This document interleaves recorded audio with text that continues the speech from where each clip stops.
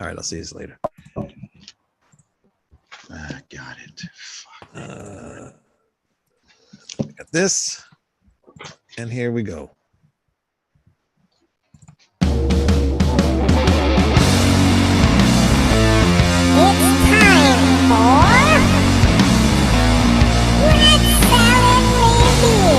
Wait a minute.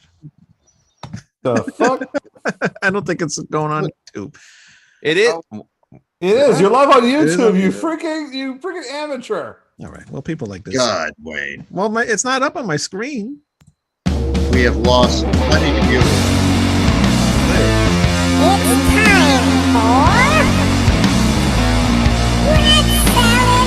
No one watching this show anyway. Who cares?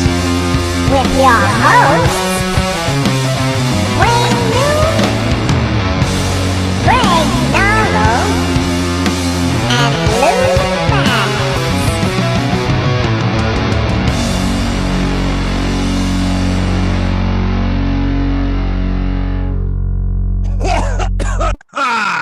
Welcome to Rat Salad Review. We're smoking some good crack tonight. What's up, everybody?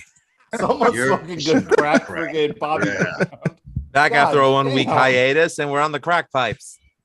1 week. Yeah, I come back. It's like freaking that scene in Community where I freaking Glover walking in and everything's on fire. James, nobody watched Community. I'm sorry. Shut up! I did. That doesn't account for much. Anyways, I never even I heard of this like- show. I don't even watch it. I never heard of it. don't don't watch get me the wrong. show I love either. Dan Harmon's Oh. Rick and Morty, but I was not a fan of Community because I can't stand Chevy Chase. I said it. Oh, I mean, yeah, Chevy Chase is an asshole, but I like Kevin McHale Joel What? McHale. or Joe McHale, whatever. Kevin McHale. You can't from even get Boston this lead Celtics star's also. name right. Hey, McHale, Yeah, I don't watch you know TV how like I'm many dyslexic Steely on Dan that. fans don't. I'm dyslexic on the first names. All right. I love you. Don't worry. We don't really talk about this band. I'm not a huge fan of them, but the band Saliva, I think they're Fuck them. well, No, the guitarist.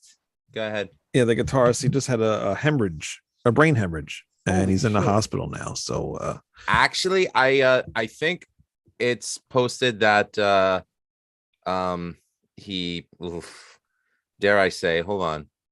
What did No, you say? he officially passed away. he officially passed away now. All right. Yeah, Well, I think Waylon I saw Rivas, about formerly of Mushroom Head, just posted it on his social media. He said, "Rest in peace, my friend." So, our condolences to Wayne Hussey of Saliva.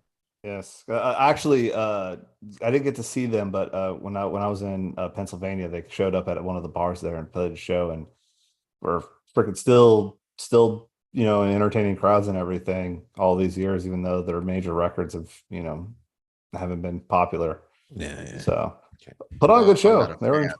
Wayne Yeah. Swinney. I'm sorry, Wayne Swinney is his name, not Hussey. I apologize. Yeah, I'm not a fan of them either, but I know who they are, and they've Not a been on the fan. I mean, radio. That's terrible that he's passed away. Yeah. Yes. Now you regret what you said before, Manny, right? No, I don't. Well, I mean, I remember my junior year of college in college radio, we were serviced with their record every 6 seconds, and I was like, That was more like a disservice. well, yeah, well, No, I think I thought the Your Disease was actually a really good first song out of them, but everything else kind of fell flat afterwards. But Your Disease is actually a really good song. well, I like them better when they dropped the rap rock image, like when they went more melodic rock. Yeah. And I actually have to admit, Josie was one of the reasons why I even listened to the song Hero from the Spider-Man soundtrack, because he's a good God. singer. He's a good singer. So Yeah, he was a decent singer, not bad. Hold the key. He still hold the key live though, so that's good. yes, Boy, we unlike Vince Neil, who we just found out has been lip syncing. You How- mean how can that be lip Milli syncing? Vanilli? How could that be lip syncing? He Fine, sounds like mouth crap. breathing. There. so He whoever doesn't even sing half the time. His fat ass holds the microphone out. I've got to feel good. He stopped my ha.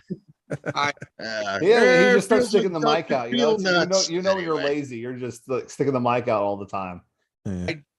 I did realize you could mime a heart attack like that.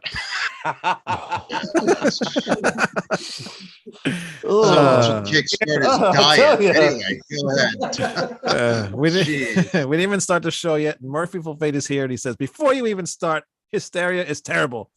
Asia, I agree. Asia is excellent. He worships the first 3 Def Leppard albums to this day. They completely lost me with Hysteria. Steely Dan has a ton of great work. There you go. Show's Hey, over. once That guy's again, right. another person just in the prove freaking Wayne wrong pile. Yeah, whatever. It is what it Yep. is. Remember, let's keep the peace. Music is subjective. I don't You're care. right. No, And no, it's sir. subjective that one sir. has bad taste. There you go. And he also we says, that could All right, be wait. subjective with Gigi Dolan, but we can't freaking do this with this. All right. he also Well, says I'm not Vince Neil, subjective to Vin, Gigi Allen. Vince Neil lip syncing is good. His voice is worse and terrible. Love the first 2 albums. Oh well, Oh, whatever. I got 2 records in the mail the other day. I saw these were put up there. Facebook. Impaler. The hell's this album called? If we had brains, we'd be dangerous. And also Rise of the Mutants. So Wow. reissues Classics. of their first 2 albums. I They are hope they gave actually those really to good. you. Either I don't know anything about them, but Oh yeah, you'd enjoy Impaler, Manny. They're great. There is one bit of, I guess, metal news that we could talk about before we get into the discussion of the day. Apparently, so Manny and Greg's favorite drummer, Carmine Appice, I say that sarcastically, came out and said that Mick Mars of Motley Crue told him that the reason why he bowed out was because he couldn't stand the fact that they were playing live to tape on Right. tour. Now, I don't know that's, anyone's personal opinion on this, but I don't think it's right to just put somebody on blast like that. I mean, that's not something that I think one who's not involved with the band should say, like in person like that, to make Mick look bad in the eyes of his, well, current former bandmates, what have you. But at the same token, though, for Nikki Sixx to call him washed up and Carmine can actually still play the drums, I thought that was pretty funny. I think, yeah, What, Manny? What? You're we lost garbled. him. Doesn't Mick Mars have a freaking like neurological disorder or something? Sorry. Yeah, ankylosing spondylitis or something like that. I missed everything because my computer shut off the internet. It's basically talking about Carmine opening up on social media that the reason why Mick left Motley Crue, and then Nicky, you know, I said I didn't think it was right for him to just put Mick's business out like that, considering it's not his business. But I just thought the fact that Nikki Sixx responded to Carmine Appice and calling them washed up, and you know, Carmine pretty much responding, well, at least I could still play my instrument. I thought that was pretty funny. Yeah. I mean, yeah, exactly. I mean, Nikki Sixx calling somebody out is kind of what was it? What's the thing? Oh, yeah, it's irony. Yeah, pure irony. That is ironic, but at this point, Carmine is like a man up the lane, you know. Listen to my records. Who took my false? I guided Van Halen's career. What did you say about Impaler? That's when my computer froze. What's wrong with Impaler? Nothing's wrong with Impaler. No, right? That's right. Well, not according to Murphy Full Fate. Impaler, so bad they're good. Very campy but enjoyable. Yeah, that's the point of them. Yeah, good shit. I gotta hear it. Yeah, you probably like it. I All would. right. Shot So, rock, fucking great. yeah. All right. So, Greg, this is your show. Steely Dan versus Def Leppard. Yeah, well, I thought it'd be interesting because at the time, you know, Asia was one of the first albums to go platinum, and they took their jazz fusion and, well, they had already been flirting with it with pop, but by the time they got to Asia and the original band was gone, except for Denny Diaz, who plays on the first song, Black Cow, who actually Steely Dan was originally his band. Fagan and Becker joined and they kind of took over and reformed it. But with the session musicians and all they're using on here, this is much more jazz than anything they had ever done before. But it was considered like a perfect, and it is a perfect pop fusion album for its time. And then 10 years later, you have Def Leppard with Hysteria, which is considered by some groups the same way. Active there. And it is in certain aspects, which is why I was trying to look at this objectively, because I mean, if we were just going by personal opinion, give me the Animal single and that's all I need from that album. Mm-hmm. Oh, and Rockets. But really, no Gods of War? Yeah, but that wasn't a single, was it? Oh, no, it wasn't.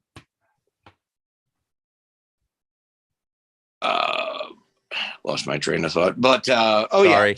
Yeah, shit like production, the musicianship. Well, there's some issues I have with the production, but we'll get into that later. But anyway, I thought it'd be a fun comparison 10 years apart to kind of see how music either evolved or devolved, and depending on what your opinion is, and the hit maker then as compared to a hit maker in the late 70s. Uh-huh. Yep. It's an interesting dichotomy. It really is. That is a good idea. I just wish I was more versed on on Steely Dan, because I don't like Steely Dan. I like that song "Dirty Work." That's about it. No reeling in the ears. Which is funny because That one's Away okay. the times. That one's all right. Steely Dan like songs on the whole debut album. Well, what was that? You were breaking up. I said "Dirty Work" is probably the most un-Steely Dan like song on the whole debut album. Yeah. Because Well, see, I only hear what's on the I only hear what's on the radio. I never went into the Steely Dan discography. Steely Dan. record, Fagan hadn't yet taken over lead vocals completely on his own, because they were learning as they went along. It took an album or two before they really reach their apex. But David Palmer, who, oh man, I can't remember who did the song now, but he sung Jazz Man, which was a hit in 74, a couple years later on. But the record company, I think it might have been, insisted he stay on.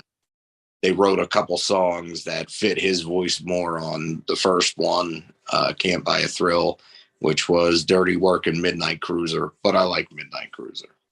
Dirty Work's good too, but it's Asia far and away a much more excellent album than that. I like pretty much every Steely Dan album, but this is just, it's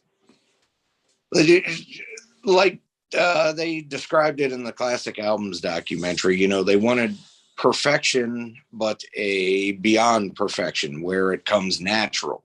And everyone's playing their part so tightly and so well with so much feeling. You can't tell it's spliced together from different sessions, but the whole album just takes you on such a rich tonal and emotional journey throughout it. And there's so many different changes. And then you just get some amazing musicianship from Bernard Purdy, Larry Carlton, Tom Scott did the horn arrangements for this whole record. And it's just real cool how everything came together. And Chuck Rainey, who actually plays bass on all the tracks on this, just an excellent backbone to it with his different techniques. Manny, I think you're on mute. We cannot hear you. There you go. Nope, I don't. No, now we can't hear you. But also, more. Nope. Go ahead.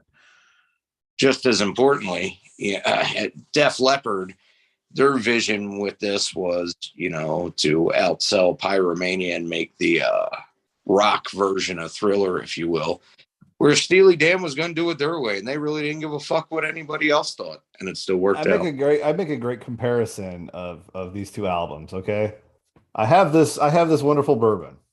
It's a barrel strength rare Woodford Reserve, 118 proof barrel strength. Only a few were made. It's classic. It's complex. It has everything that you need. That's Steely Dan Asia. Oh yeah. This is Bush Apple. Much more popular beer. that you might, everyone can get and everyone can listen to. However, it doesn't taste nearly as good or as any more memorable as the freaking bourbon is. That's funny. No, it's not. But, and I mean, that is really funny. But I will say for Hysteria and the guys in Def Leppard, it isn't completely bereft of imagination. A matter of fact, one of the things I found most interesting about the classic albums, that I don't know if everyone else watched that or not. Did you guys? Yeah, I Didn't get a did. chance to. I own it. I did not I have a chance have to. it. We can hear you now, Manny. Yeah, we Okay. used to air that repeatedly on VH1 Classic back in the day. So Yeah, when I but worked for MTV. well, excellent. Then you both you guys will know what I'm talking about. Phil Collin, when he's kind of talking about how the album came together, and this is also part of the reason I mentioned, man, I wish Pete Willis was still there.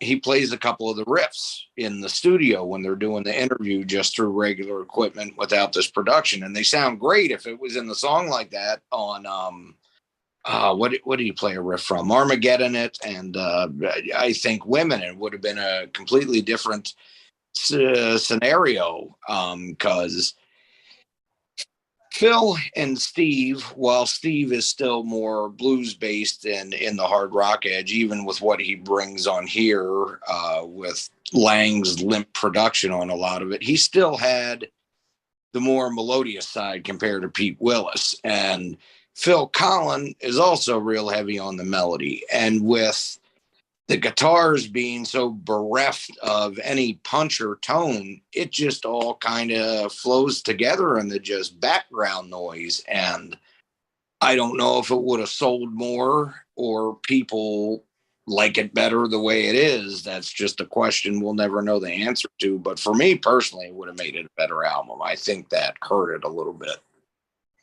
Jim Steinman was originally chosen to produce Hysteria, and the reason why they sacked him was because they were more accustomed to Mutt Lange's over analyzation and overproduction.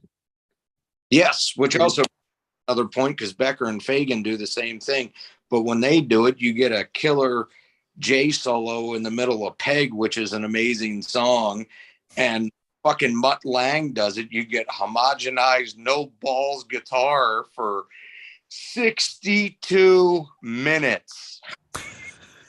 Well, Well, I'm sorry, who am I cutting off? no, go ahead. Oh, okay. No, Manny, you didn't have a chance to speak. Please go ahead. No, I'm just going to say that, that's kind of unfair too about Jim Steinman, because he produced a Billy Squier album. And that's very slick. I can't remember the name of it. The one with Rock Me Tonight. Oh, that one, the one that killed his career. But that album still managed to go gold. He also produced Bonnie Tyler. Now, he didn't produce Meatloaf ever. Right. Those two men could barely sit in the same room after songwriting, but But in the classic albums thing, they actually say the whole thing that led to them sacking him was they were just warming up for a couple songs, and he wanted to call it the track for the album, and they were like, "No, we can't work with this guy." I don't know if I totally believe that, because if you listen to that Billy Squier album, that is not a one-take album, or Bonnie Taylor, or anything else he was involved production in. I've heard. So I'm gonna call their album, and it's enough for me to believe that they were probably right that Jim Steinman did not know what the fuck he was doing as far as what they wanted, because they were more accustomed to Mutt. Well, I will agree with that. If they're looking for a Mutt Lange type producer, that wasn't Steinman. Steinman learned from production from Todd Rundgren when they worked on Bat Out of Hell, which was done on a modest budget, but it doesn't sound that way. It sounds like a Broadway opera gone wrong, so. I call Bat Out of Hell my favorite E Street Band album. It is, in a way.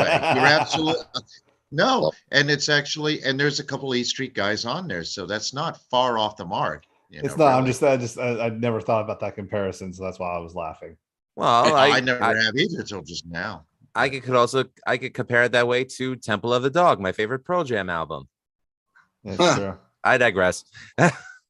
Chris Cornell, is going to be mad at you in the afterlife. Sorry, Chris. Well, the best version album is called Exorcist Nightmare Theater. Hey, so, They decided to play some friends. Amazing. so That went Greg, over my the head. production on Steely Dan, which is very rich and very expensive and took a long time. In the 70s, a lot of those bands like that, like Fleetwood Mac, Rumors. Now, granted, they were snorting up, half of Columbian's product in that making that album, but there was another album that took forever to formulate in the studio, and it got worse with Tusk. So that wasn't unusual to take such a long time. Record labels back then would just throw money at these guys, and they would sit there forever. I think it's interesting to compare that with Def Leppard Hysteria, because Hysteria is not organic creation. It's totally studio driven, totally aimed at radio, American radio to be specific. And when you watch that classic albums making, they literally are playing like 30-second notes and going over it and over and over it. To me, that's insane, But anyway, go ahead, Greg. No, you can. That's cool. It's funny that we're comparing Steely Dan to Fleetwood Mac. Me personally, I'd rather compare it to, I guess, more of the jazz albums or the fusion albums of the time. So I would even say Journey's first 3 albums, or anything by Tony Williams, who at the time he had Alan Holdsworth in his band. If you listen to the albums Believe It or $1 Million Legs, to me, that's closer in comparison in terms of sound and production and quality to what Steely Dan was doing with Aja. Now, yes. Miles Davis, what he was doing at the time, and also Herbie Hancock, especially with the Headhunters band and beyond, I think are very important precursors to this too. Now, from a guitar player's perspective, it is so good to hear organic guitar sounds coming through an album. I mean, for me, it's like I that's the one thing I've always loved about 70s production, was that it was still analog, and you could still hear, I don't want to sound pretentious, but soul in the notes that were playing, that were being played. Like there wasn't there was no click track for these guys. You had to know time, or you were not in the studio laying down your tracks. So to hear it, and I don't know if every instrument was played one at a time or if it was recorded live and they just finagled with it afterwards. I'm not too aware of the production of Aja, but I will say this: it sounds really good on the ears. As a pop album, Hysteria, to me, they set the blueprint for, what pop rock was around 87 and everything after that. I mean, think about what was, popular in 87. The dirtiest thing that was on a major label at that time was more than likely Guns N' Roses' Appetite for Destruction. I'll give them that credit. But, then you had Girls, Girls, Girls from Motley Crue that sounded really polished. Whitesnake's self-titled, which, a great album, but they're probably their most polished that they'd ever put out at that point. I mean, that made Slide It In sound X-rated. You know what I mean? And, well, Slide It In, go figure. But the one thing about the guitars on Def Leppard's Hysteria, the fact that they were recorded with the Tom Schultz Rockman, like the guitars were actually recorded with this little amplifier that they plugged into the board, and they used the settings on that: clean, dirty, and it's funny. I'm like, this is invented by the guy that wrote and recorded the first Boston album. Where's the bite? The guitars sound great, but it's missing that bite that was on High and Dry. There's a big difference in quality of guitar work. Not guitar work, I'm sorry, but guitar production. And I think I love Hysteria. It's a great album, but it's far from my favorite Def Leppard album. But But I'm sure they're not that crying kind on their way to the bank. no, Yes, but they are crying all the way in there. yeah, but that Mutt Lang had the perfect band to do that with because the other bands he produced, Foreigner and AC/DC, they were willing to go along with him, but only to a certain point, where Def Leppard really wanted to be molded by him and wanted to. It's incredible what he was able to do. Whether you like Hysteria or not, it definitely defined that era for sure, especially in terms of production. Matter of fact, Mutt Lang would carry that on with his wife, future ex-wife, what's her name? Shania Twain. Yeah, he carried that sound with her, and look what happened with that. I mean, that exploded. She crossed over so many genres that it was ridiculous. I mean, we forget how huge she was now, but you can escape her in the 90s, and that had to do with Mutt Lang's production. Not saying anything against her songwriting, like it or No. don't like it. It's She was catchy. also not very hard to look at either. Well, that helps. That Oh, yeah. helps for sure. Yeah. I'll take her over Faith Hill any day. But Lang is also responsible for breaking out Huey Lewis in the News with "Do You Believe in Love." He produced the Cars' biggest album, Heartbeat City. Yeah. And he also produced James, one of your favorite Canadians, Bryan Adams, "Waking Up the Neighbors," which was we his apologize biggest for album. Bryan Adams on numerous occasions. Yeah, he did produce it. Yeah, So it's it's funny not. though. I mean, he is a golden boy, but Yeah. Yeah, but Def Leppard seemed to be the perfect band to try all his things on. And because Def Leppard was willing to sit in the studio for, ever and a day, where other artists didn't have that kind of patience. They would do it, but not for as long as Def Leppard did.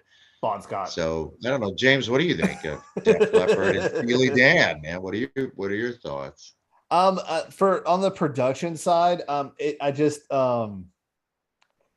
to admit this and just be upfront with everybody. I am not the biggest Def Leppard fan. Obviously, 80s metal has been a sticking point in my life. You don't say. You don't say. I know this comes as a shocker. Big reveal. But growing up as a band nerd and a band kid, Steely Dan always hit a spot for me, and then having to play them in high school and realize how fucking hard they are to play as a 16-year-old is a different experience. Oh no, 17-year-old. I was 17 when I had to play them in a show, and trying to play that the Reeling in the Years freaking solo that they play is not the easiest thing to do in life. Okay. And having to do that in front of God and everybody was not the best part, but that gave me a whole new respect for them. And then, once again, me and Greg are huge Zappa fans. So, it hits that serotonin part of our brain that enjoys that type of music. And I've always enjoyed Steely Dan, especially their musicianship. And this thing's just sounded awesome. I mean, it was just great. Order on tenor sax solo. It's just Exactly. Oh no, sorry, continue. Oh no, he played with Miles Davis too. It's amazing the musicians they got play on this. Yeah, and it's just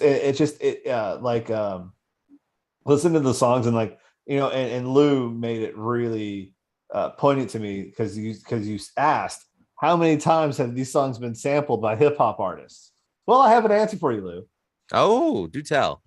Okay, so I went to whosampled.com and I literally put in the 3 songs from the Asia album that were the singles. So Black Cow. Anyone want to take a guess on how many songs it was sampled by? No idea. I'm gonna guess around It's 50. Thousands. It was 13. One of my favorite ones was MF Doom used it, and so did Tone Lock, which is fun. Not as many as let's see here go. Was it Peg? No, I don't think it was Peg that was the most.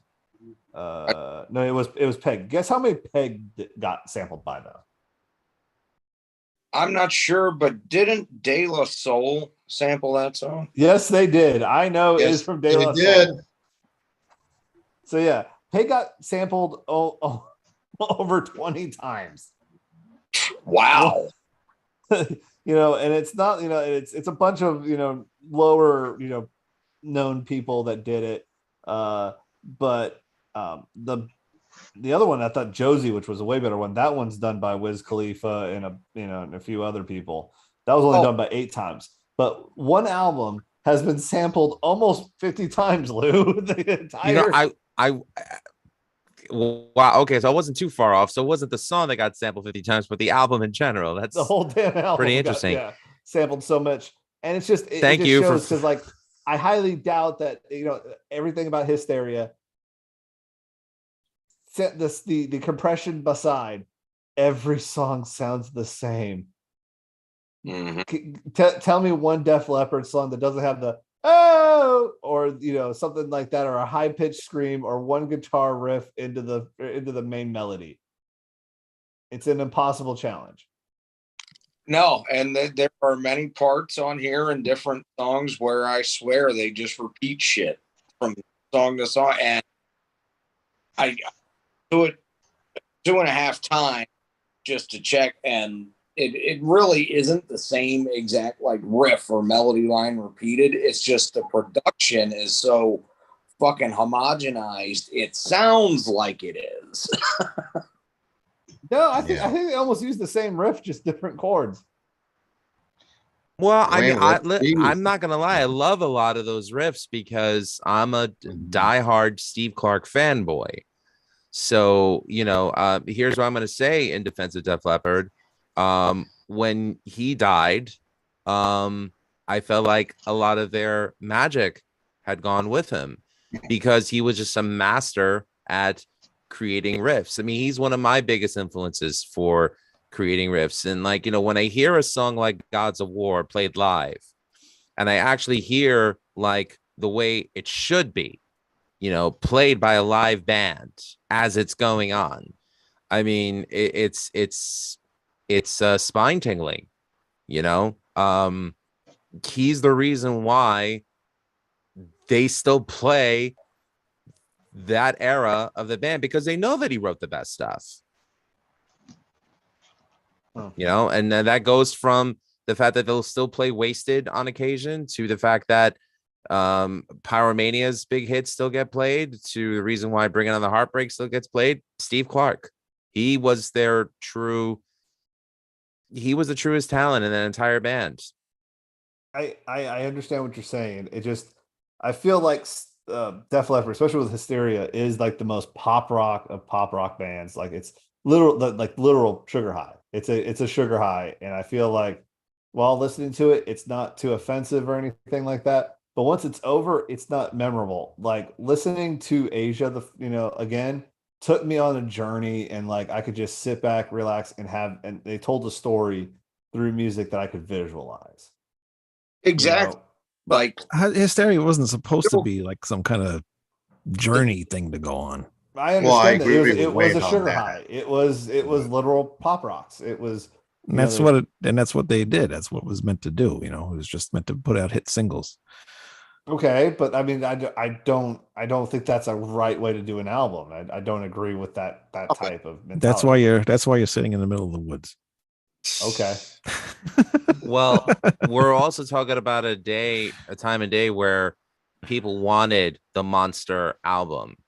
You know, people saw labels saw what you could do with an album, the way Thriller, you know, took off. And the only album that sold as much as Thriller did at the time was the Eagles' Greatest Hits, you know, and that was a compilation. Thriller was an album of all original material. So they sought out to do the same thing in the rock format, and they accomplished it. And they had to, because in order for them to have broke even, they had to sell 6 million copies. So they had to go pop. I mean, how many years were they in the studio recording that? 2.5, 3.5, somewhere along those lines. Yeah. Yeah, was a long time. It wasn't. They didn't it have a wasn't like- choice. yeah.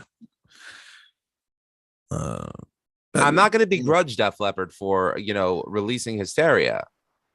I'm just going to. The only thing that I would begrudge them is the fact that they kind of lost their bite. They lost their edge with Hysteria, which is something Pyromania and High and Dry and On Through the Night had. But that's just my opinion. Murphy was in this chat like crazy. I don't even know if he's still here or not, but I mean, I bet he went to sleep actually, but when everything else happened. but he mentioned Rick Derringer played for Steely Dan. He forgot what song though. He did some leads on Aja and Royal Scam. Signs of Life. I don't know what that. I have no idea. That was Scam. He didn't play on Asia. Okay. I saw Billy Squire on that tour. I guess he was talking about something you guys were talking about earlier. Great show. Rat opened. Yeah, I saw that tour. It was quiet. No, it was Rat that opened. Wow. How crazy. I actually, at the time Hysteria came out, I liked the album. I still like the album. I don't love it, but I like it. It is what it is. It's at the time they called it a pop metal album. It really has. I think the thing with the album is it's so divorced from their roots. I wasn't thinking that at the time though. I just enjoyed it for what it was, but it's so divorced from the roots. Like Lou said, Pyromania still had a bite to it. You had Rock Till You Drop, Die Hard, The Hunter. Even that silly ass song, Action Not Words, it had a bite, it had a metallic edge to it or whatever. It still had a pop sensibility because Steve Clark could write great guitar riffs and melodic guitar riffs, which we forget to talk about. By the time you get to Pyromania or Hysteria, you mentioned Michael Jackson. Michael Jackson couldn't duplicate that success, and he tried. Quincy Jones produced that, which people forget. And the guys from Toto played on Thriller. It didn't happen. Eddie Van Halen did. Yeah, Eddie Van Halen did the solo. I got paid nothing for it. No, I mean he chose not to get paid for it, but Billy Dan. Yeah, but Def Leppard, they definitely. A lot of those riffs were Steve Clark, but they were literally writing for the radio. I mean, every song on there is so slick, and again, nothing wrong with it. That's what they were going for. I certainly think it's better. I like Bon Jovi before I say this, but I certainly think production-wise, song-wise, is better than anything Bon Jovi put out, in my opinion. So, and that album became such a blueprint for a lot of people to try to follow shortly after, really Pyromania, but that too. I like the album. I think it's a time capsule of its era. I can't imagine a 14-year-old kid picking that up and think it's the greatest thing in the world. I actually have one for you. An 11-year-old loves that album. My nephew loves Hysteria. I was 7 when I loved that album. Well, what year it came out? 86? 87. 87, yeah. I was 17, so Goo Goo Gaga, I was 3, so. Andrew Peters says he always thinks of Jennifer, who sat behind him in sophomore English class, and a Hysteria t-shirt she wore. I'm sure it wasn't a Hysteria t-shirt he was looking at. Yeah, he definitely was looking. He was not definitely looking at the Hysteria thing. He was looking at in between that. Let's not turn this into a fucking John Hughes movie, okay? There was a lot of shit that was bad, and the production on Hysteria is a good fucking example. Funny you mentioned that because I was thinking of the love theme from The Breakfast Club right now. So thanks for stopping. I don't know.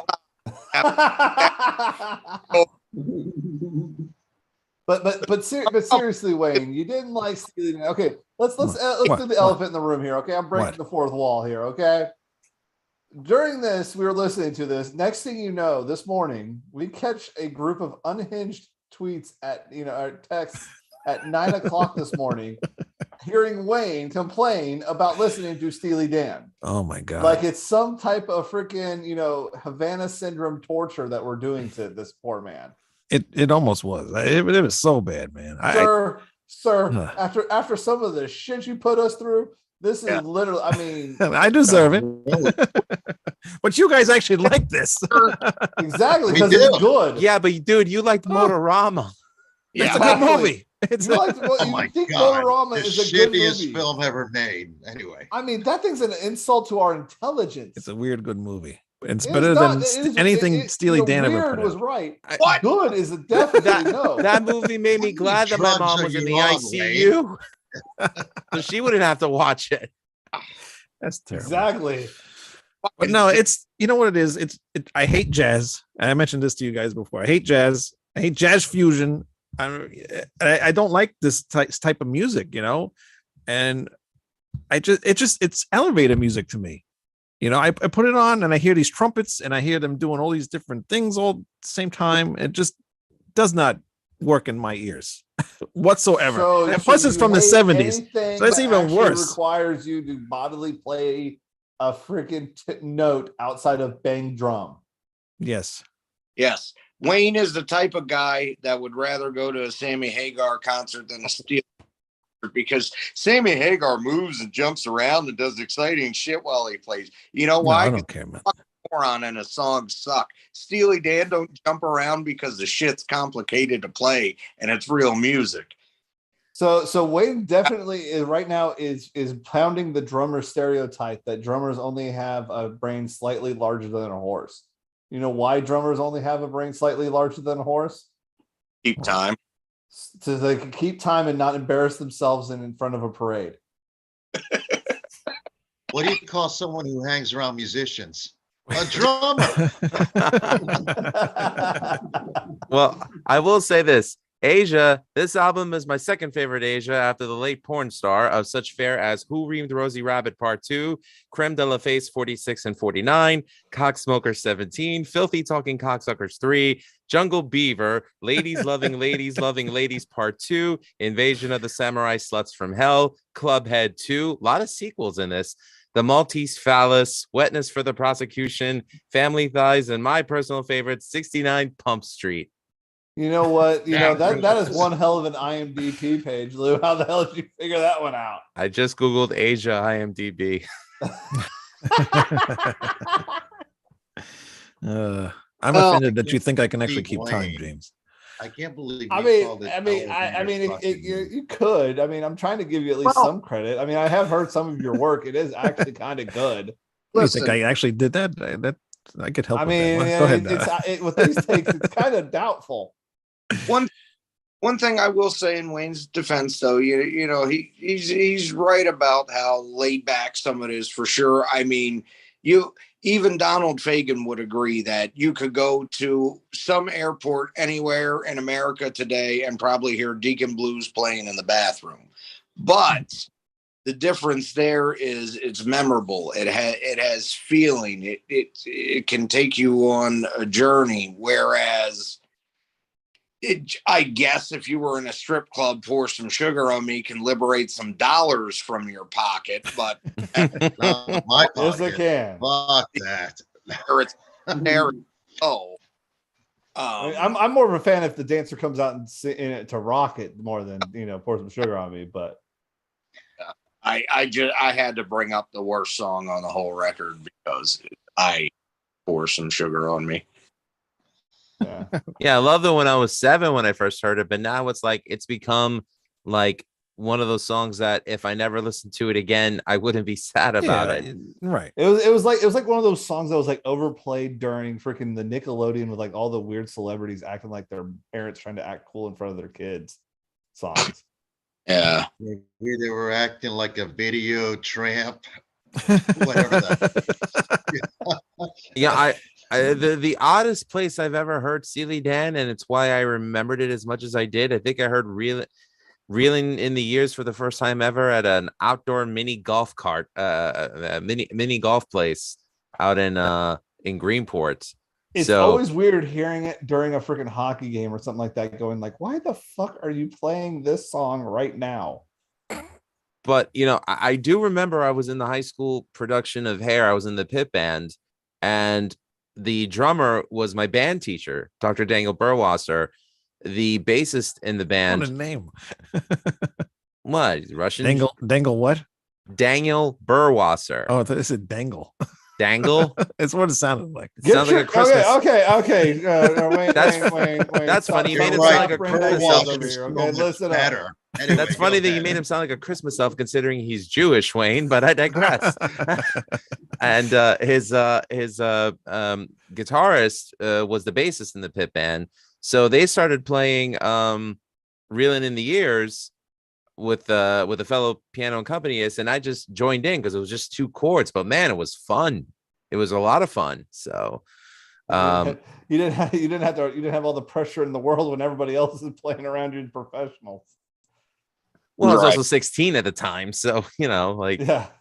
I don't think they expected me to know it, but the fact that I was able to jump in and play with them, I was like, "Oh, this is cool. What is this?" They said Steely Dan. I'm like, "What's a Steely Dan?" And The I dildo. mean, I Yes. Yeah, well, it is. I mean, right? I have to thank Dr. Burwasser for a lot because he exposed me to a lot of music that he's the one that exposed me to the Beatles.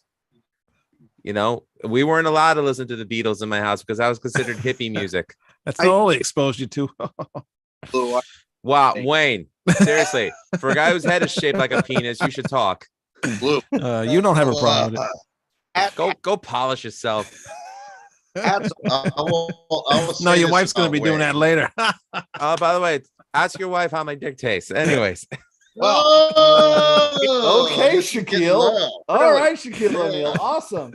So, I remember, when did I we get remember into a being- wife? God damn it, Steely Dan. You see what it did to us?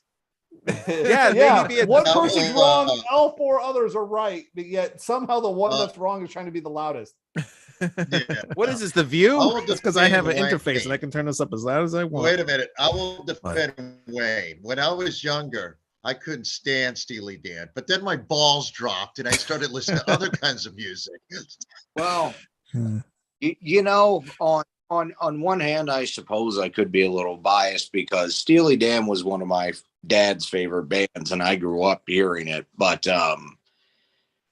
as I grew up, when I was young, like a kid, real young, I appreciate it because a lot of it was popular, easy to listen to, if you will. And then I got older, the complexities of the music and shit like that, although I never got better than playing Deacon Blues on the saxophone. Jesus Christ. Wayne Shorter and some of the other guys they used over the years, Tom Scott, that shit is hard to play. And there's a reason the album's in the National Library of Congress, though, because it is amazing. But, so I grew up listening to it, and I can't say I ever disliked any of it at all. Gaucho turned me off a little bit. Actually, I probably should have picked that to go up against Hysteria because, Becker had a heroin problem then, and that one sounds a little bit more processed, kind of like Hysteria does. But Did you ever like Hysteria, Greg? You personally? So that the first 3 albums I got from different people I knew, and I loved them. No. Carl, the guy that I got the cassettes from, he had cassette singles for like Rocket, Animal. I think the other one was Love Bites, maybe. So those and the B-sides were the only 6 songs I ever really heard from it until I was about 16 or so, and I got the full album. And I really liked Rocket, Gods of War, and a couple of other songs were okay, but it was just, like I said, they kind of cut, about it. They cut the balls off, and I totally at different points, especially because I was younger and all about the metal and the fact that I loved their first few albums were such a staple in the new wave of British heavy metal.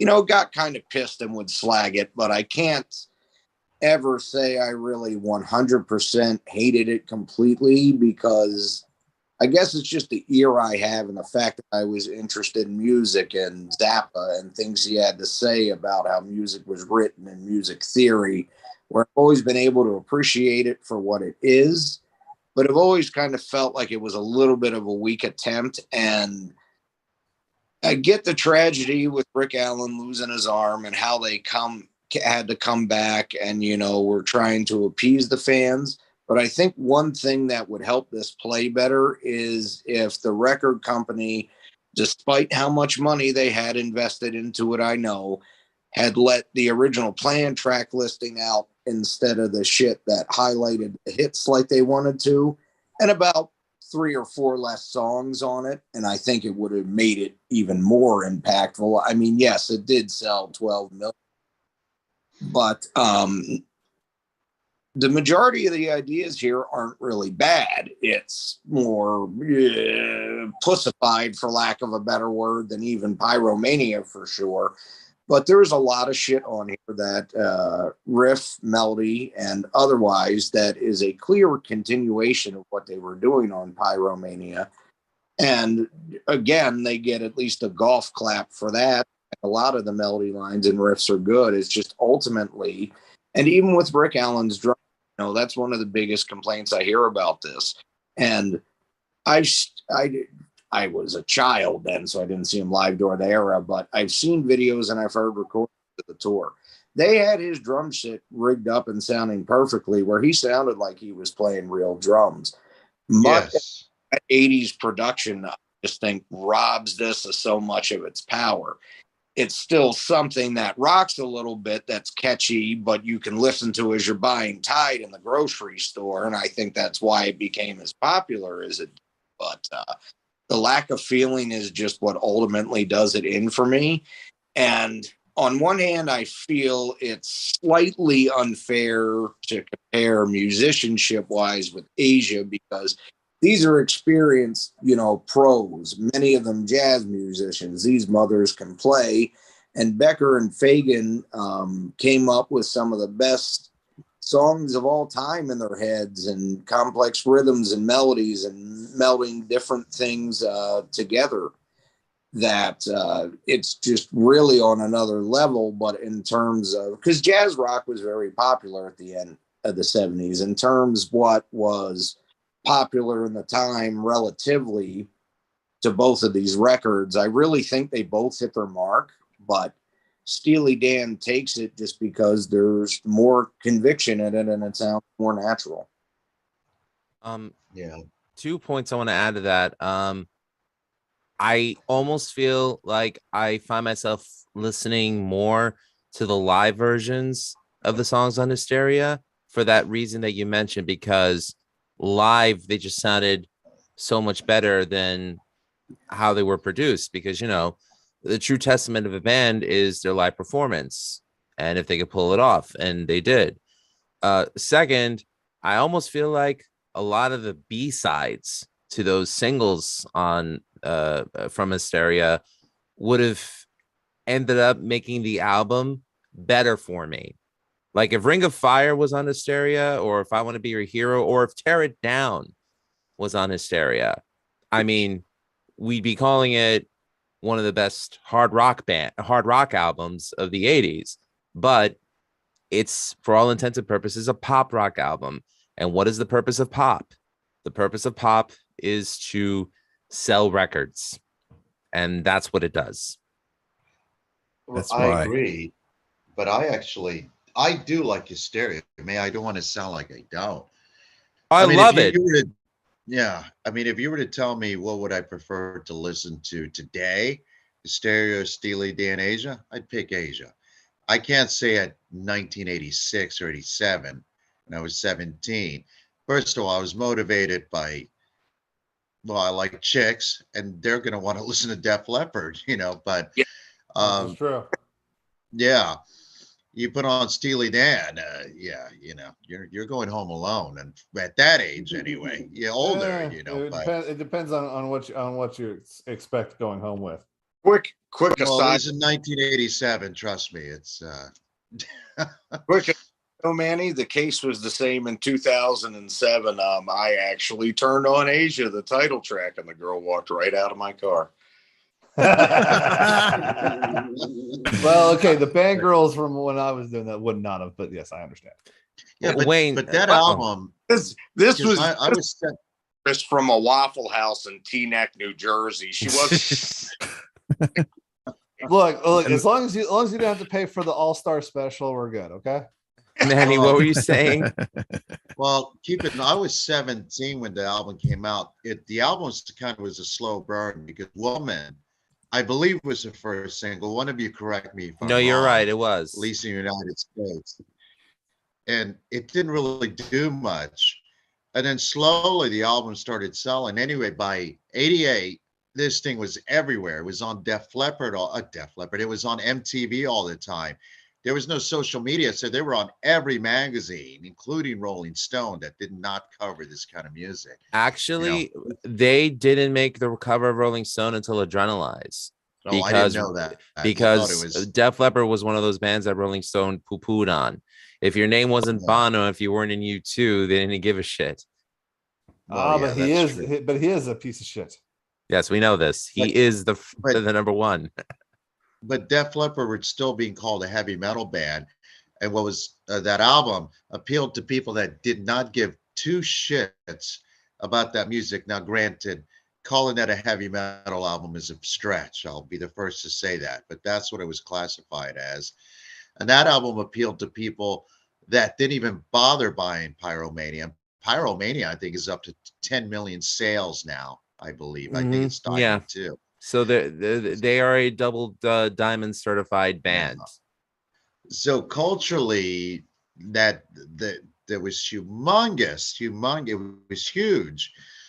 Even Bon Jovi, Slippery When Wet, which sold a hell of a lot, didn't sell that much. I think the closest, believe it or not, you're going to laugh at me, is Whitesnake's self-titled album, which I think is diamond now at that time. But even that didn't have as many hit singles as this one did. And this got played on top 40 radio and rock radio. It was all over the place. It was incredible. Wayne, wasn't this one of the albums that was responsible for you wanting to be a drummer in the first place? Yes, it was. It was the first rock metal-ish album that I ever listened to, basically, because I used to listen to other things. What? How old were you when that? Like 7 years old. Wayne and I are the same age, so yeah. Yeah, no, it's the first basic album that I listened to that was rock, and it got me into wanting to be a musician. So that's why I can't say that this is a bad. There are shitty songs on this album. It's not, the best album ever, but this is the only thing I would listen to for like probably 2 years straight until I found the older Def Leppard albums. And I wore so many cassettes out and whatever else, and I had to buy this over and over and over again because I love this album so much. So it just has a lot of meaning to me, I think that's cool. Me too. And like for me with Steely Dan, they were sardonic wise asses, smarter than most of the people when they were in school with, and the droll cutting humor very much appealed to me. I mean, Deacon Blues is an ode to being a loser and a nerd, basically. It's amazing. Yes, it is. And Waterbecker was right. If those grandy ass Bama crackers can call themselves the Crimson Tide, we deserve a grandiose nickname too. which will always make me love this album even more because they did a crack to the University of Alabama. Oh, dude, I love it. I thought that was so funny. But and I go ahead. No, go ahead. I like bands that do have, some thinking things in there, like what Asia kind of is with the, where it's very, you know what I'm trying to say. But I also probably really like Countdown to Ecstasy, which is more rock based. Yeah, I like more rocky stuff. But that's the thing. I'm more into rock, and I like to listen to music where I could just put it in the damn CD player or whatever and just listen to it and not really think. I just want to hear something. I don't want to be having to think listening to music, I just want something that's going to be memorable and it's okay. It's all something right to sing to. I don't want to turn think. your mind off. That's it. I just want to. I think that's fair. I think that's totally fair. And I have to admit that if, because Hysteria is one of those albums for me as well. But the further and further I got into discovering metal bands that I liked, especially ones who were more innovative artistically in the 90s, such as, and I'm going to say this name, and just my opinion, I love them to death, Meshuggah. If it wasn't get for him out of here, remove. if it wasn't for bands like Meshuggah and Candaria, I wouldn't have been more Wayne, open. Go away. I would not have been more open to listening to music outside of the metal spectrum. You know, this is why, and it's bands like that where I could listen to Tony Williams, Alan Holdsworth, Weather Report, even Joni Mitchell, because, you know, she had Jocko from Weather Report on a bunch of her albums. So it was easier for me to find Asia accessible. Not downplaying Hysteria at all. I mean, in terms of the context, you know, pop being fused with different genres to create, in my opinion, both masterpieces for their respective, you know, bands. You know, it wasn't hard for me to it's not hard for me to listen to jazz to relax. Like sometimes I hear a Backstreet Boys song and I get a panic attack, but I can listen to a jazz song and just be like, oh, I feel good. You know, I mean, I'm just wired differently. What can I Lou, say? that's okay, because I agree. I don't mind taking that mental journey that like jazz or blues will take you. Whereas, Well, you know, when I'm turning my mind off to stuff like electric cowboy and shit like that. So, I mean, there's a lot of pop stuff I like, but you know. Well, same here. I'm not anti-pop, but No. I guess I was open to stuff like Asia because you guys will laugh because of the Doors, or even Frank Zappa. If you listen to some of those live albums, or even his early stuff, there's a lot of jazz. There's a lot of everything in Frank Zappa. Oh, Frank Zappa clearly states that he was inspired by Steely Dan. So yeah, and so I was open to it, but when I first heard Steely Dan, I was a bit too young. It was too mellow for me. And I thought I don't want to listen to this hippie That's what shit. it is. I'm still too young. Way I saw it. I'm still too young, so I oh can't. shit, you're in a midlife crisis. But I have to agree with Greg that I don't say you have to be a genius to listen to it. There's a lot of, I'm sure, stupid people who listen to Steely Dan, but it is a thinking person's music. That being said, I'm not saying you have to sit there and listen to it and contemplate your navel, but it definitely is a lot more challenging than Def Leppard. But in Def Leppard's defense, they weren't trying to make a jazz fusion album. They weren't trying to be the Doors combined poetry with, you know, psychedelia. You know, they were trying to create a pop album. They weren't trying to throw any jazz elements in there, you know, and I think it was one of you said it. They wanted to be the Thriller of the hard rock world. Well, and if that's what they wanted, they succeeded and then some, in my opinion. So yeah, Hysteria is an album I can listen to with my wife in the car. Asia is an album that I can listen to at home, drinking a glass of Jack and Coke, having a cigar. You know, like those are like my two mindsets when it comes to listening to both albums. Murphy in the chat wrote, Donald Fagen said he wanted to make deranged elevating music at one time, mixed with circus music. I think you've accomplished that, sir. Okay, so two success stories today. Yeah. Talking about that, Lou, that comparison, that reminds me a lot of my Friday nights when I was in high school with my stepfather and my mother, who are now both passed. Their Friday nights were full of listening to stuff like Steely Dan and stuff like the Guess Who and stuff like that. Just really big because they were both, you know, raised in the 60s in California. A lot of that hippie, more mellow shit while my mother smoked pot and my stepfather drank beer, and I just sat there and listened to the music and enjoyed it. So for me, that does sound like an awesome Friday night, which I know to most people at that age that sounded like the sign of torture. So or beginning stages of Stockholm syndrome. I mean, oh wow. I mean, as a guitarist, you know, I'm still very influenced by Steve Clark, and you know, you could hear that influence in the Severed Angel album, dropping May 2nd on Slip Trick Records. But at the same token, though, I'm also interested in, pushing the envelope of what melodic hard rock or metal can be. So I'll always try to think outside the box like a jazz musician would, which is where my influence from Alan Holdsworth, comes in.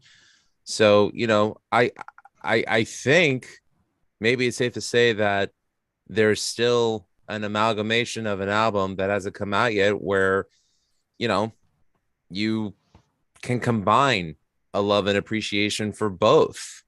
You could still be melodic and still push the envelope and create something worthwhile musically, and called challenge accepted. Well, and honestly, hearing these songs that are hopefully you get to hear more of those coming. What was it, May 2nd? Was that that Yes, album May coming? Yes, out? sir. Yeah. Oh, okay. So I'm hoping to hear more about those things from May 2nd because you guys the Severed Angel singles that are out on YouTube, which you should definitely go check out on Severed Angel. And all the drums will be in time on that album, by the way. Yes, they should be. Thanks to the clack track. The clock track. Damn, you're ruining my thought here. Come on, stop derailing me when I'm trying to promote here. Damn it. He's putting us over, Wayne. Yeah. Fucking let me go over it. God damn it. Come on, take it home, James. Yeah. Well, so you do hear that some of that stuff of pushing it forward. It's not just Lou doing it. With you setting the beat and everything. George is also doing a lot of that stuff too with his bass work and everything, and with the synthesizer and the singing. There's a lot of different stuff going on there, and that is pushing an envelope in a different way than what traditionally would say. I see it more like with blues and everything. I was more of a blues fan than a jazz fan, so stuff like Buddy Lee Hooker and B.B. King and all that stuff, that was more my jam. So I could see it pushing in a completely different way using what you're doing with songs and with tropes and everything like that. Thank you. Severed Angel will never do jazz fusion or blues. Or Well, you should do blues, and you'd be better for it. I will quit. He can do a blues solo, but I'm not playing no blues. And that'd probably be the best song on the album. There was one solo I did where it was kind of bluesy, and Wayne did say, do it again, make it faster. One of these days the boy will learn. Yeah. But also, I was the sycophant who bought the 1969 Ann Arbor Blues Festival live CD. So It's actually a pretty damn good CD, dude. oh, it's a fucking amazing. All right, So, I'll take your word for it. We have So- learned that Wayne has no taste when it comes to music. No. He does No, not he- like Steely Dan. but, No, he just eats chicken nuggets with ketchup. Okay. Oh no. You know, Honey mustard. Wayne. You know what? You I can't- figured it out because Mm. he puts the Def Leppard on to close his eyes and go on a journey. Whereas even when I was younger, that's what I do with Steely Dan. The title track does that on its own during the instrumental break and the solos from the soloists and all that. But that takes me on this emotional ride and it lifts my heart up. This whole album does. It makes me happy. Where Def Leppard, there is mechanical. You're a replicant, you son of a bitch. He's a I didn't fucking know we were doing Cylon. Blade I got Hunter. it. He's a goddamn Cylon. Fuck. Quick, call Blade Runner. Oh Yeah. God. No, I like both there's albums in my albums. collection that do that to me too, but it's not jazz fusion. What I was saying, that does it for you, whereas it's the opposite for me. I mean, the only reason why I get it, I would yeah. have my eyes closed during a Def Leppard album, song was because of some other activity going on in a car, not because we're vibing out to the music. And Joe Elliott does not disagree with you. That is why he got the mullet on this, because when he was taking his spare time hanging out around the truck stops, they could have a handle and look him in the eye. Oh, for the Exactly. love of God. It's multi-purpose. It's a utility haircut. All right, it's a utility haircut. All right. On that note, Def Leppard wins. See you good night. See you next week, That's it. everybody. Good night. Loses terribly, and you know it. But no, All right. seriously, at it objectively, even though far from album, and I only like about 3 songs. I'd still give it an 8 out of 10 for what it is. Yeah. I forgot what me and Lou did this Hysteria album at one point. Eric Adams is in the chat. Yes, he Here we is. go again. Here we go again. Wrong band. Here we go again. I mean, as he said, this man would actually have a right thing, even though he is a complete and total Def Leppard fanboy. Mhm. I did give Hysteria a 9 out of 10, and the reason why I gave it a 9 out of 10 as opposed to a 10 out of 10 like I gave their first 3 albums, I think Excitable is their worst song of the 1980s, and I still hold that to this day. So as a result, I actually have to give the win to Asia because there wasn't one song off it that I didn't like. So, but I'm not saying Hysteria is a bad album. I'm just saying, objectively speaking, 10 out of 10 beats 9 out of 10. Got to give it to Asia. You're dead to me. James. I mean, once again, Asia is a 10 out of 10. I know you hate to hear this. For what it is, Hysteria is a good album. Me shitting on it, is just because of me, being a hater. So it gets an 8 out of 10.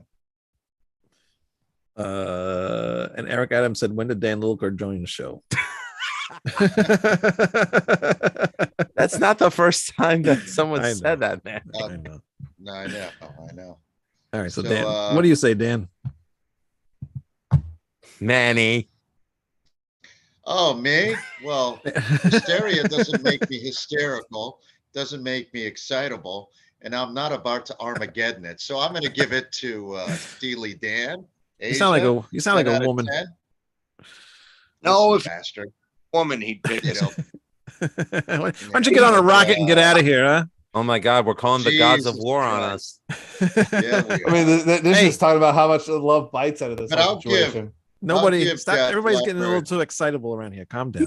yeah, we are. But I'll say, even though it's a total wussy song, Love Bites is their masterpiece of this record. That is a ballad. that is a great. I do love Bites, yes. I think And it's a great apparently- song.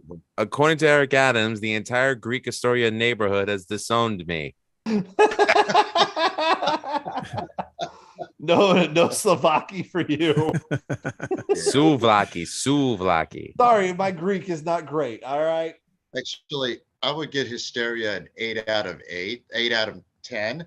For lyrics, I'll give it a 3, but musically, I'll give it an 8. Because it is meant to be a pop album. Lyrically, Armageddon it, excitable. Fuck off. Anyway, go ahead, Wayne. Everybody knows what I'm going to say.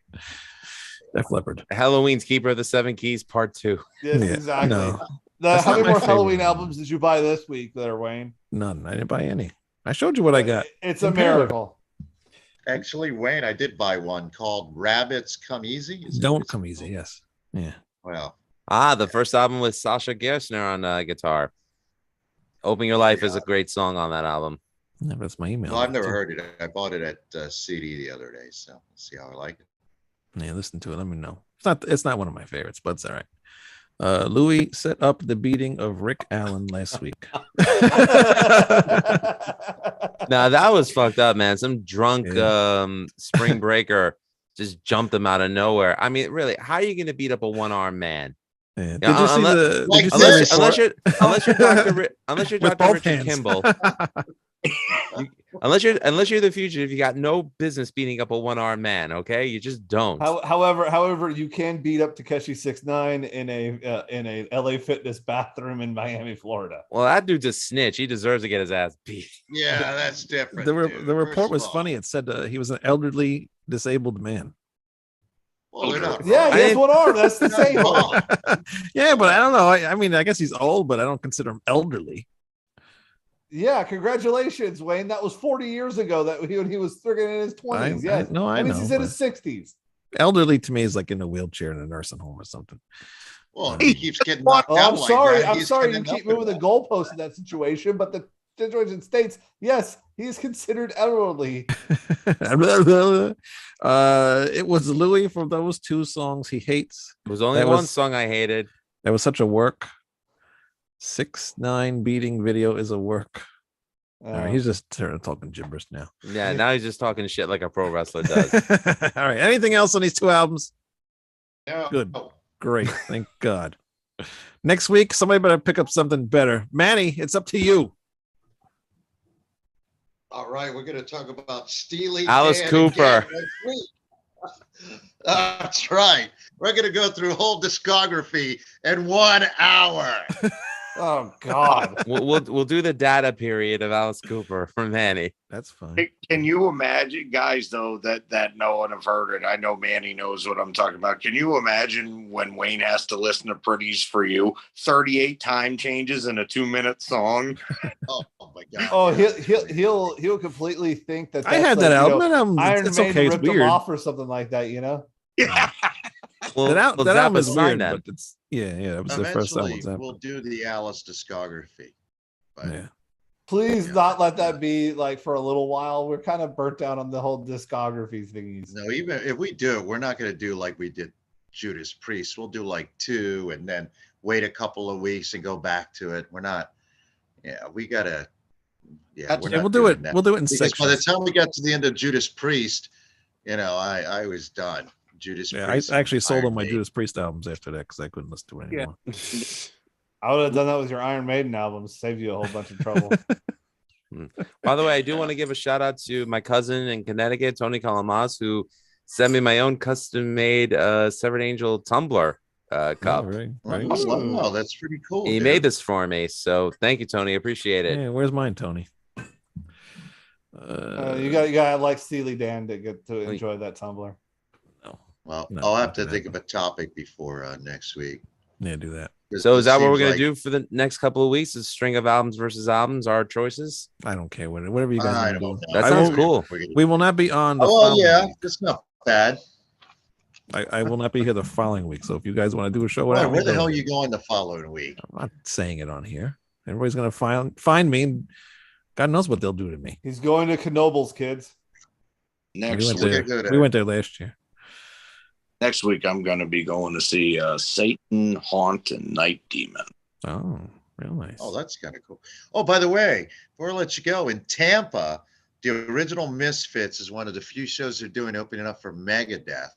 So it's the Wait, original wait, Misfits. I thought Megadeth was opening up for kicked the off a Misfits. few of them. No, it's the other way around. It's Fear, Misfits, and Megadeth. Yeah. On the You poster- know, you guys know the punk. I know Greg knows who I'm talking about. The punk band Fear. Yeah. Yeah. Oh Yeah. yeah. No, Yeah. I thought Doyle was already kicked off the friggin' off the Misfits again. No, they said it's the original lineup. Yeah, no, Well, I don't know. Doyle's Who been was the original advertised. drummer? Who is the original drummer? Oh, I don't even think they know. yeah, no, he's. I think Lombardo's still playing with them, Yeah. but no, Doyle's been advertised. Okay, so and- Jerry Only is still with them, right? Yeah, Yeah. it's still Danzig and Jerry only, and Doyle's been Okay. advertised on the 3 shows, and Fear is the direct support on all 3 shows. Yeah, And- because he's friends with Dave Mustaine. Remember they did that MD4 album, something like that. MD45, and then I think he re-released MD45 with Lee's vocals taken out. I know Yes. what I thought that was stupid, but I have the original, but I thought that was like Dr. Dr. Chud was he is not the original drummer. No, Eric Adams just put in the chat. Dr. Chud was the original drummer of the Misfits. He was not. No, he It was wasn't. not. It wasn't Robo either. anyway. No. I'm gonna try to make that show because I'm shocked that's happening over here. No, But I don't know if I'll make it because time and money, but it's in June, did you hear about the other tour that was just announced this week? which is Mudvayne with Cold Chamber and Guar, and Nonpoint yeah. and one I'm other gonna band. make sure I'll miss that show. So thank you. I would go for it could Guar and be Mudvayne, entertaining. especially Guar. Yeah, I was say Guar would be entertaining, but I mean, I don't know how they would mesh with the other two. You would need serious PCP to make it through that show.